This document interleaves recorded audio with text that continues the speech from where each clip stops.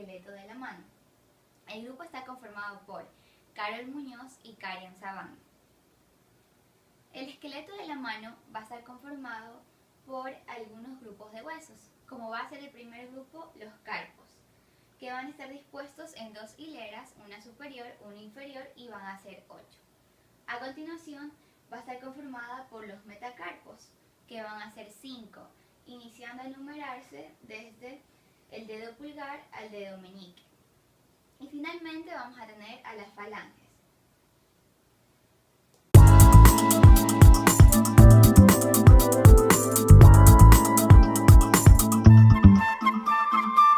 Después de explicar el esqueleto de la mano y la disposición de sus huesos, vamos a proseguir con la explicación de los huesos que conforman el carpo.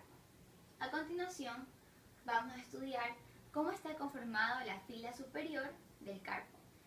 Vamos a encontrar que va a estar conformada de externo a interno por el hueso escafoides, el hueso semilunar, el hueso piramidal y el hueso pisiforme. Ahora, vamos a explicar el hueso escafoides, cómo va a estar conformado por sus caras y sus diferentes estructuras. Va a presentar una forma de cubo, por lo que consta de 6 caras. Una cara superior o superexterna que se va a articular con el hueso radio. Una cara inferior que a su vez va a estar dividida en 2 carillas, que va a ser la más externa para el hueso trapecio y la más interna para el hueso trapezoide. Una cara interna que a su vez también se va a encontrar dividida por una cara superior para el hueso lunato o semilunar y una cara inferior para el hueso capitato o hueso grande. Una cara externa que se va a reducir al tubérculo del escafoides, que va a prestar inserción al ligamento lateral externo de la articulación de la muñeca y también al músculo separador corto del dedo pulgar. Ahora vamos a proseguir con la explicación del hueso semilunar. El hueso semilunar, o lunato como su nombre lo dice, tiene forma de media luna. Va a tener, al igual que el anterior, 6 caras. Una cara superior que va a ser convexa, que también se va a articular con el hueso radio. Una cara inferior cóncava para la cabeza del hueso grande o capitato. Una cara anterior que va a ser ligeramente convexa y una cara posterior que va a ser más plana que la anterior.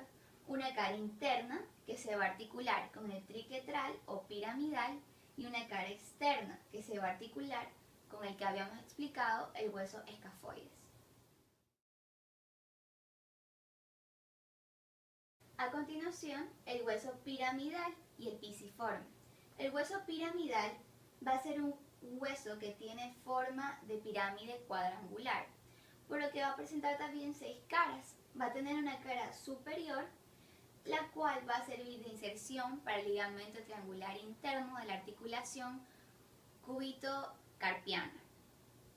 Va a tener una cara inferior que va a ser ligeramente cóncava para articularse con el hueso ganchoso, una cara externa que se va a articular con el hueso semilunar anteriormente explicado y una cara anterinterna que va a ser el vértice, la cual se va a articular con el hueso pisiforme.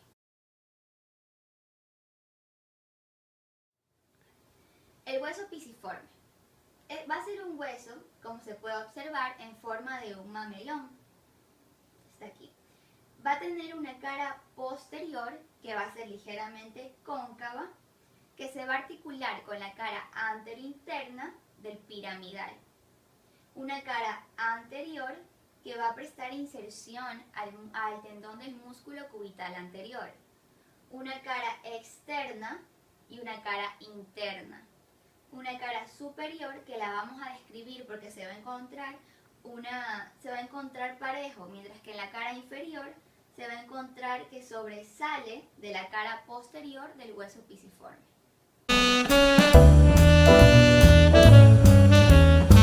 Ahora vamos a explicar los huesos que están constituyendo la segunda fila del carpo o la fila inferior. Vamos a encontrar de externo a interno el trapecio, el trapezoide, el hueso grande y el hueso ganchoso. El hueso trapecio.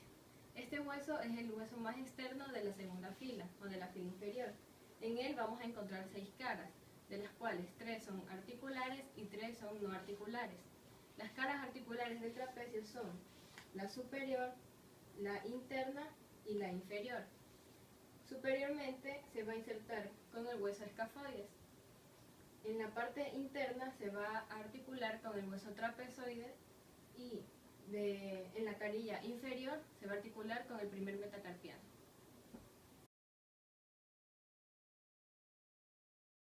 Ahora el hueso trapezoide. Este hueso también va a presentar 6 caras, pero a diferencia del anterior va a tener 4 caras articulares y 2 no articulares. Las 2 no articulares son la anterior y la posterior o la dorsal y palmar. Las caras articulares vamos a tener que superiormente se va a articular con el hueso escafoides de la primera fila. En su parte externa va a articularse con el hueso trapecio, que ya lo hemos descrito.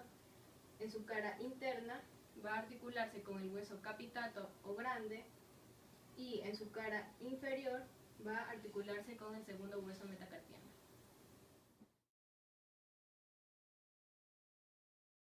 El hueso grande. Este hueso es el más voluminoso de la segunda fila. Lo podemos dividir en 3 porciones. Una porción superior redondeada, que es la cabeza del hueso grande. Una porción media estrecha, que es el cuello del hueso grande, y una porción más inferior y un poco más aplanada, que es el cuerpo del hueso grande. Este de aquí va a presentar 6 caras, 2 no articulares y 4 articulares. Las 2 caras no articulares van a ser la cara anterior y la cara posterior. Y las caras articulares van a ser la superior, la inferior, la interna y la externa.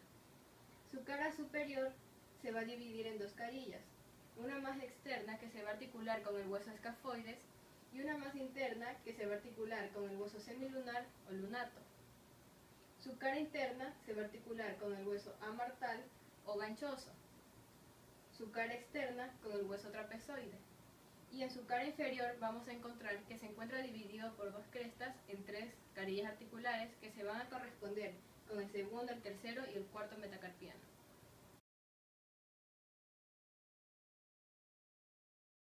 Hueso ganchoso.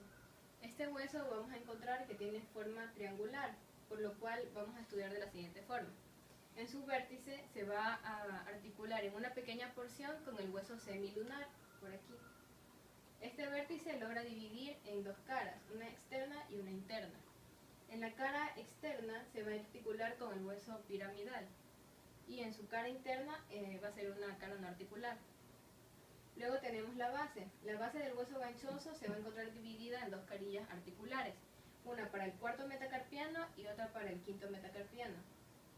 También lo más característico que va a tener este hueso es el gancho que presenta en su cara anterior, en el cual se va a insertar el flexor corto del quinto dedo y el oponente del quinto dedo.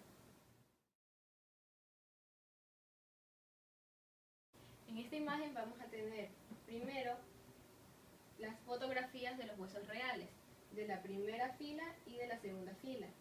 Aquí en la primera fila tenemos el escafoides, el lunato o semilunar, el triquetal o piramidal, el pisiforme, formando la primera hilera.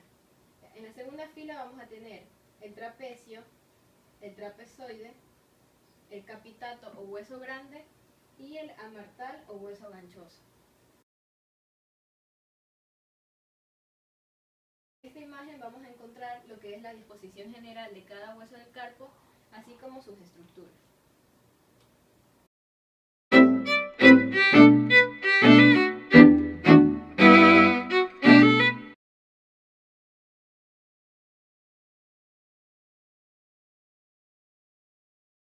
Como características generales de los metacarpos vamos a encontrar en el primer hueso metacarpiano que va a carecer de carillas articulares en sus 2 extremos, interno y externo, ya que no va a encontrarse en relación con ninguno de los huesos que están ahí.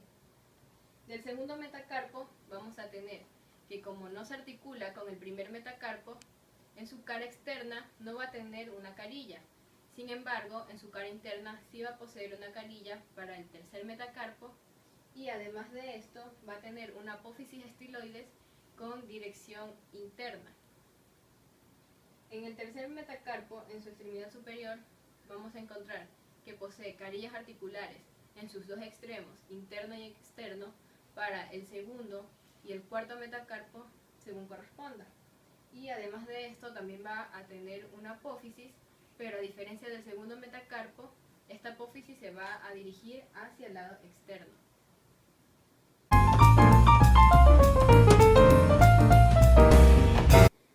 Continuando con la explicación de los metacarpos, vamos a proseguir con el cuarto metacarpo, el cual, al igual que el tercero, va a poseer dos carillas articulares laterales, con la diferencia de que no va a tener una apófisis estiloides y se va a articular externamente con el tercero e internamente con el quinto. El quinto metacarpiano solamente va a tener una carilla articular en su cara lateral externa para articularse con el cuarto metacarpiano, ya que es lado interno no vamos a tener más metacarpos. Finalmente, en el esqueleto de la mano vamos a tener a las falanges.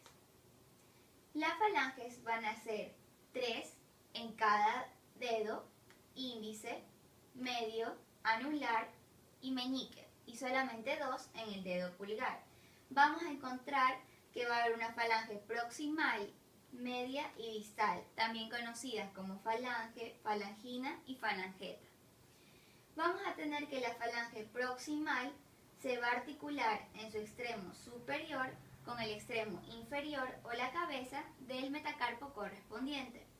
En su extremidad inferior se va a articular con la extremidad superior de la falange intermedia. La falange intermedia se va a articular con las dos falanges, es decir, la proximal y la distal, formando así una articulación interfalángica. Mientras que la última falange o falange distal solamente va a tener una articulación interfalángica con la falange media.